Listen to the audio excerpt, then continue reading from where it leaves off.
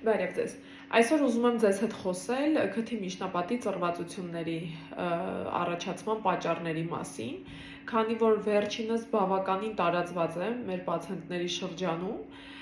ուստի հասկանանք զարգացման պատճառները միջնապատի ծռվածության։ Առաջին պատճառը բոլորիս քաջ հայտնի, դա տարած տրավմաներն են։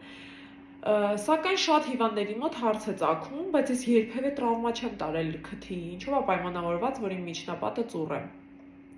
Սա արդեն ոչ տրավմատիկ պատճառն է քթի միջնապատի ծռվածության։ Ինչպես է այն առաջանում։ Ոչ տրավմատիկ պատճառը ինքը կառուցվածքային զարգացման խնդիր է։ Երբ որ մենք ունենք միջնապատի հատվածների միջև անհամապատասխան աճ, մեր միջնապատը կազմված է ոսկրից եւ աճառից,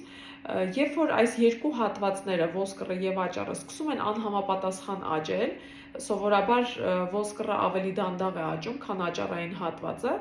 աճառային հատվածը սկսում է չտեղավորվել իր ոսկրային շրջանակի մեջ եւ առաջացնում է ծռվածություն։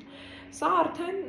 ոչ տրավմատիկ կառուցվածքային զարգացման խնդիրն է, որը բերում է քթի միջնապատի ծռվածության։ Այստեղ դիմային գանգի վրա ավելի մոտիկից պատկերավոր տեսնում ենք մեր միջնապատը ծռված, կողմնային կտրվածքի վրա ցույց տամ ձեզ կառուցվածքը միջնապատի, սա մեր միջնապատն է, կազմված է ոսկրային հատվածից եւ աճառային հատվածից։ Այսպիսով ոչ տրավմատիկ տեսակի միջնապատի ծռվածությունները, որոնք զարգանում են ոչ տրավմայի հետևանքով, այլ զարգացման խնդիր է, պայմանավորված է նրանով, որ ոսկրային հատվածի եւ աճառային հատվածի միջև աճը անհամապատասխան է դառնում։ Սովորաբար ոսկրը ավելի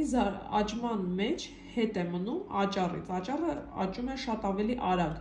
եւ չտեղավորվելով այդ ոսկրային փոքրիկ շրջանակի մեջ ինքը